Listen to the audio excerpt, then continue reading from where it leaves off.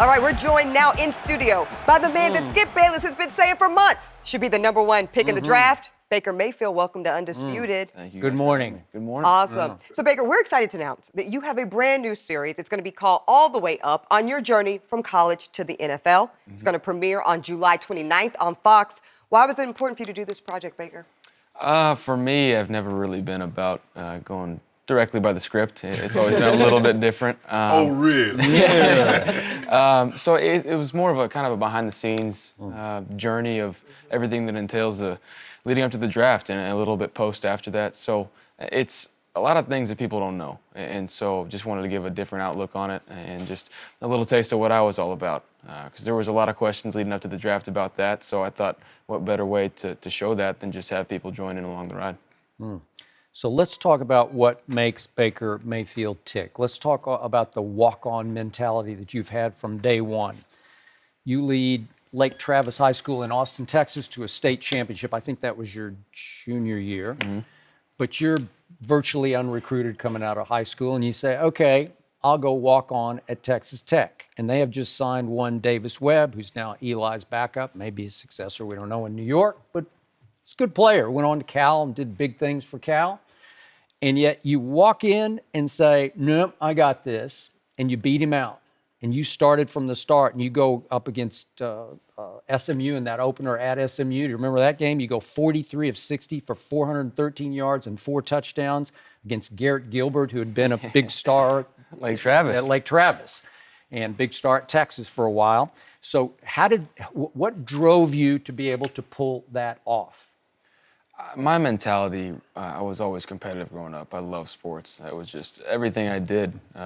It always had to be something, being active or competitive. And so that was just how I was. And then when I hit my growth spurt later on, so I had to deal with, there was a time period where I was not the biggest kid, and I just had to mentally develop the attitude of I'm not going to give up, and I'm not going to take no for an answer. It's just how it's going to be. I'm going to have to work for it, and that's just how I was wired from a young age. And so when it came to the college decision, the easy way out would have been to go into Florida Atlantic or Washington State, but that growing up and watching Oklahoma and being in Texas, football is everything, and big-time football is the real deal. So those weren't the choices for me, nothing against those schools, but I wanted to play ball at a big-time place. And when recruiting fell through, I did want to go to a place in the Big 12 Conference and play a lot of those teams that didn't recruit me. How much of a shot did you get right out of the blocks against Davis Webb? Wasn't he going to be the odds-on guy to win that job? Definitely had to work my way up the ladder. After practice, young guy 7-on-7 is what they called it, just getting reps, trying to get the playbook down. And I think from there they saw that I knew my plays and I was able to throw the ball a little bit. And then from there I got some reps in the scrimmage. And I distinctly remember the conversation, Coach Kingsbury calling me. I was moving from a different dorm into the one I'd be in for the fall, and my mom was with me. And he called and he said, hey, so you had a good scrimmage today? And I remember, thanks, Coach. He goes, we're going to start trying to work you in at the ones a little bit. And at that point, I was like, I knew this would be worth it. That was like a weight lifted off my shoulders kind of thing. And it was an unbelievable opportunity to go in there and be able to compete right away, because not many guys get to do that your freshman year. Most of them, they come in and, there's a lot of things physically you have to change before you're ready to play. But at the quarterback position, I was able to use the mental side of it to help me out. But then you pack your bags and you head on, mosey on down the road to Oklahoma. Up the road, yeah. Up the road to Oklahoma. Yep. You take the same mindset? Absolutely. But even more so then, they had a guy, Trevor Knight, who was coming off a Sugar Bowl MVP his redshirt freshman year. Against St. Nick's defense. Torched them. They always get torched in big games. We weren't excited because we weren't going to be able to play the national championship game. So you mailed that one in. Yeah, I got you. Go ahead, Baker. Go ahead. No, I had to carry that same mentality, if not more so. And Trevor being the guy that he was, it was a little bit different. He was an all-encompassing team guy, family-oriented, so he welcomed me in with open arms. And I was, in my head, we were focused on how am I going to get eligible for this first season. Right. We were going to think we could use the walk-on, wasn't on scholarship, maybe able to play right away. But it was just a little bit different getting there. And I think that's mostly because I grew up an OU fan. It just felt right at home. The best thing that happened to me was sitting out that year. I got to practice up against our defense every day, get better, and obviously there was a big physical change for me. I lost about 15 pounds of bad weight and put on some good, and it was a good year for me. And sitting out and practice against them, were you thinking to yourself, I'm better than him? I love Trev. Yeah, but Yeah, but I was ready for a competition. I was ready for a competition. No, it was just between spring ball and then the summer workouts, the way that how easy it was to fit into the team, there was just something that felt right. Right. And it was like, I just felt like that should have been my team all along. And they welcomed me in with open arms. And I was just ready for, after that 8-5 year, to be able to play again. so tell this story quickly, but you moved into just the student dorm when your first year at OU, because you're just a pure walk-on, like, Coach, I'm here, will you let me try, right? So I moved in, my mom and I drove up from Austin to Norman because we couldn't talk to any of the coaches because of the transfer rules. We weren't going to try and go around it at all. We wanted to make sure we did it the right way, and got there. And the only reason I was able to leave Texas Tech as late as I did and enroll in Oklahoma was because I applied out of high school. So all I had to do was resend my application. They verified that I was accepted, and then we enrolled in classes and moved into the, it was Muldrow Tower in the Adams Center, floor 6, and stayed there for about 3 weeks where I wasn't able to work out with the team until I got a letter from the By the way, NCAA. didn't you sign up for intramural softball? I played a couple games of intramural, actually one game of intramural flag football. Then they Oh, flag football. You played I flag played football? for one game, and then I have 2 championships in softball. I'm proud of those. 2 championships? How would you like it if this guy just came to your dorm room and said, hey, can I play softball with you guys? sure, why not? Hey, weren't you Babe Ruthian in that? It was fun.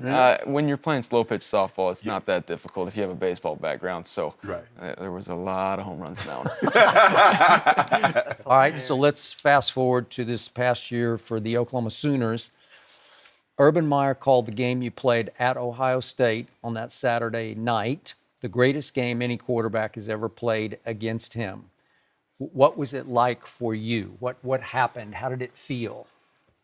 The thing I always revert back to is that week leading up to that game, we had spent so much time thinking about how they came to Norman the year before that we wanted to get a shot at them. And there was just a different energy about it. You can feel something during the week of practice of, there was no doubt. Everything we were doing in practice, we're like, okay, you see it on film at matchups, this is going to work out great. And so going into it, everybody on the team had a confidence unlike any other. And so that was a game that was honestly just so much fun, getting to compete. And that was a revealing game for what our guys were going to be like, because we had a lot of young guys starting, a lot of young guys getting a lot of playing time. And so seeing how they rose to the occasion was huge for us. And it was one that I'll never forget.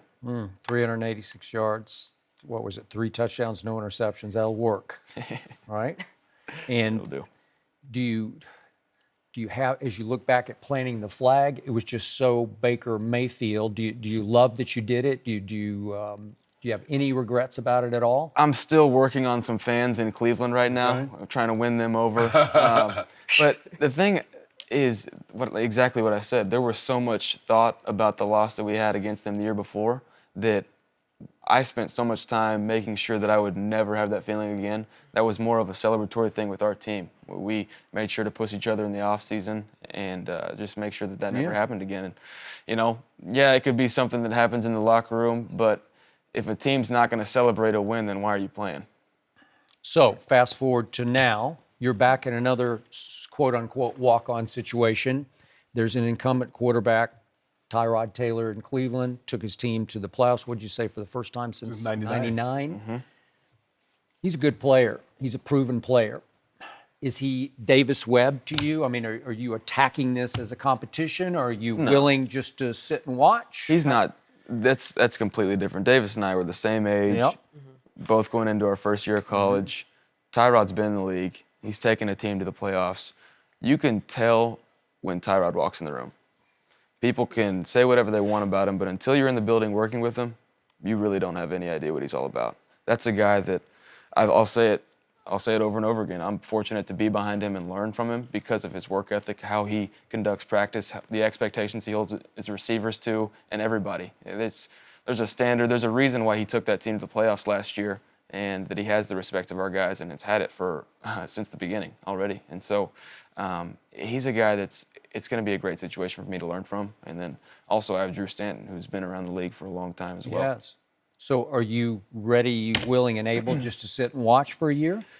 That's obviously not who I am. Yeah, I want to No, play. I'm not going to lie. I want No. to play, but at the same time, I want to make sure I'm ready for whenever that time is.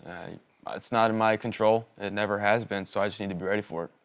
Go ahead. Go No, ahead. Go ahead. But you obviously you were just born to compete, so it's going to be hard for you to go to camp and not feel like you're competing with Tyrod for the job, right? I'm still competing with myself every day. Okay. I got to be a better version of myself each day, and there's a long way to go, and I'm happy to have something to look forward to and work for. Would you be disappointed if you didn't start at any point in time this year? No, I think everything happens for a reason. I was disappointed when I didn't play during the 2014 season in Oklahoma, but everything happens for a reason, and that's the mindset I have to have now. Is you got to find the positives in it, and whether that's doing scout team stuff or just learning behind every rep, the ones I get, the ones I don't get, just watching. So there's going to be a positive in anything. You just got to find it. So how different has it been in OTA's mini camp, just the feel of the pro game versus the college game? Well, I'd like to say that I would have a normal program right now, but I have Greg Williams, my defensive coordinator, throwing just about anything and everything. At you.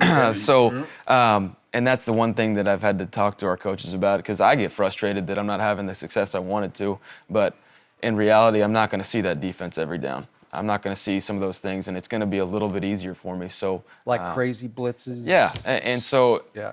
the last about 4 or 5 practices slowed down for me, and things started to click, but before that, I was definitely frustrated. That's awesome.